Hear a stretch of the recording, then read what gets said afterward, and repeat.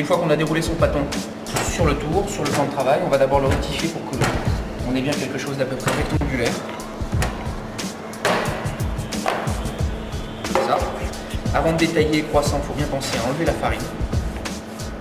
Sinon ça empêchera de pouvoir rouler le croissant de la façon la plus simple.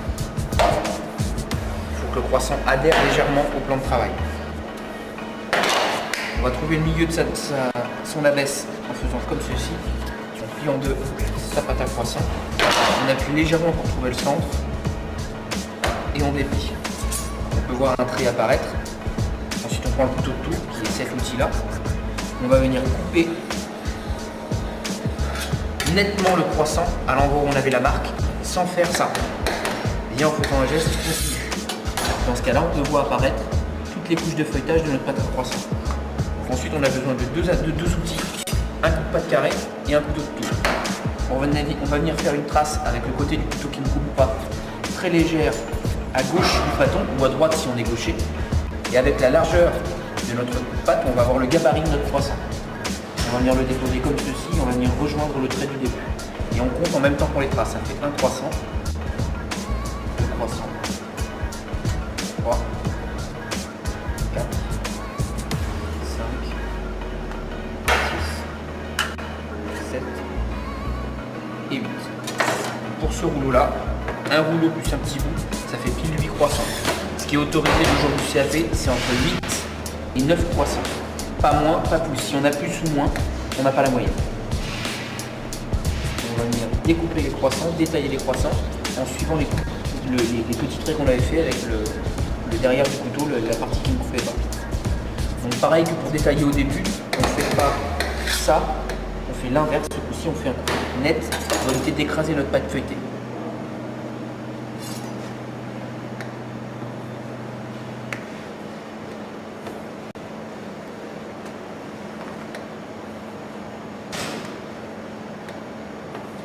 On va conserver les deux petits morceaux de pâte qu'on appelle des rognures. Comme j'ai fait 8 croissants dans ma bande, je vais utiliser ces morceaux de pâte pour les repasser dans les croissants. Donc on va essayer de les détailler en 8 morceaux, de manière à ce qu'on ait un morceau par croissant. Comme ceci. Donc je ne roule pas tout à fait ces croissants tout de suite, je les laisse revenir légèrement à température. Et pendant ce temps, je détaille ma deuxième bande.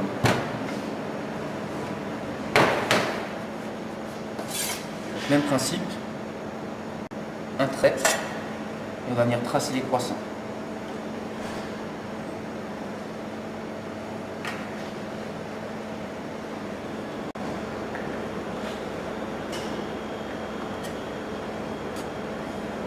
Donc le but quand même est de tomber quasiment avec plus du tout de rognures, soit 9 croissants, soit 8 croissants, mais avec le moins de rognures possible sur les côtés.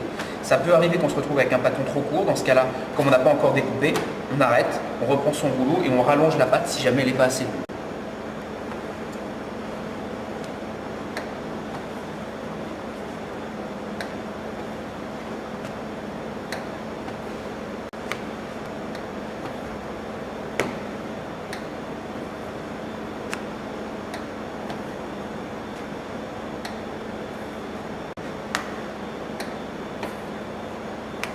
Pareil que tout à l'heure, j'ai détaillé 8 croissants. Je viens détailler mes morceaux de rognure en 8.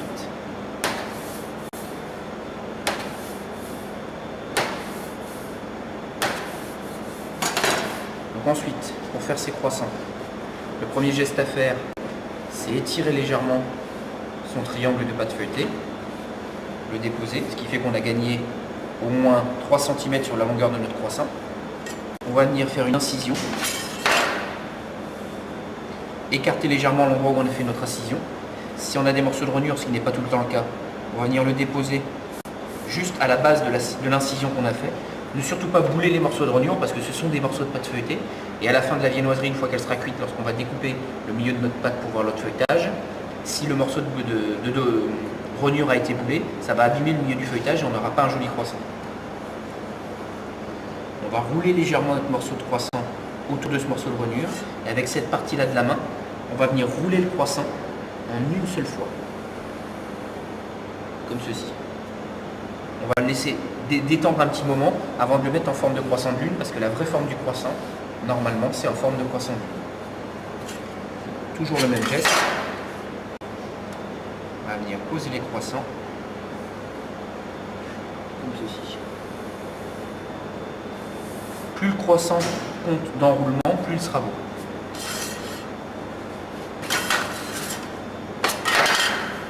Après le geste est répétitif, donc on peut aller un petit peu plus vite. Parce que le but est surtout que la pâte ne se réchauffe pas tout de suite et qu'elle ne colle pas au doigt.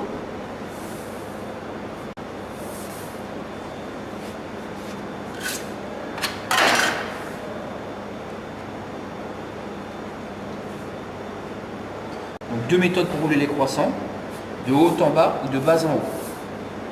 Le résultat, c'est que le croissant ressemble à ce que j'ai fait, que la méthode soit vers le bas ou vers le haut, peu importe.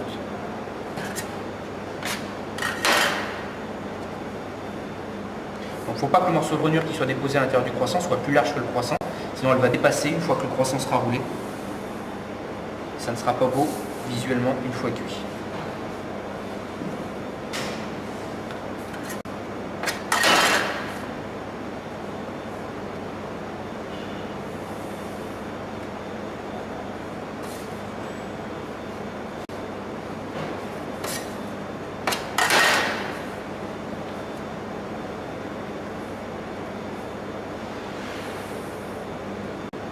Là, on a réalisé nos 8 premiers croissants. Ensuite, l'important, c'est de préparer sa plaque de cuisson et de réfléchir au nombre de croissants qu'on va avoir.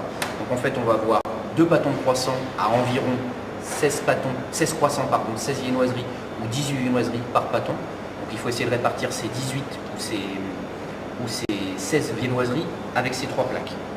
Donc ce qui fait entre 32 et 36 croissants autorisés pour l'examen, entre 32 et 36 viennoiseries.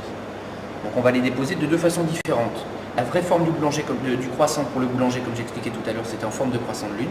Donc le morceau de triangle de pâte feuilletée doit venir de large vers le plus fin face à la personne qui va voir le croissant. Le petit bout pointu doit très légèrement dépasser dessous pour être coincé sous la viennoiserie pour ne pas remonter durant la cuisson. Et on va venir mettre en forme de croissant de lune le croissant en appuyant très légèrement sur les pointes pour qu'il puisse garder sa forme de croissant de lune pendant la pousse. La deuxième façon, ça va être de poser le croissant sans le mettre en forme de croissant de lune, mais toujours en coinçant le petit bout pointu sous la viennoiserie pour éviter que pendant la pousse et pendant la cuisson, il se relève. Voilà. Pour la dorure des viennoiseries, on utilise un mélange soit juste de blanc d'œuf et de jaune d'œuf, soit on peut y rajouter un petit peu de sel pour la conservation ou un petit peu de lait. Et on va venir dorer 2 fois. Une première fois avant la pousse des viennoiseries et une deuxième fois après la pousse. Donc, ce qu'il faut essayer de veiller à faire, surtout pour des pièces d'examen de concours, c'est à ne pas dorer à l'endroit où on a coupé avec le couteau. Parce qu'en fait, le mélange de blanc d'œuf et de jaune d'œuf vont coaguler au four, ça va solidifier cette partie-là de la viennoiserie alors que c'est ce qu'on aimerait que ça développe au four. Donc l'explication du fait qu'on dore 2 fois, c'est que la première couche de dorure va être absorbée par la viennoiserie, par la pâte feuilletée, la rendant imperméable. Alors que la deuxième couche de dorure qu'on met à la sortie de la chambre de fermentation est là pour rester à l'extérieur de la viennoiserie et lui permettre une belle couleur au niveau de la cuisson.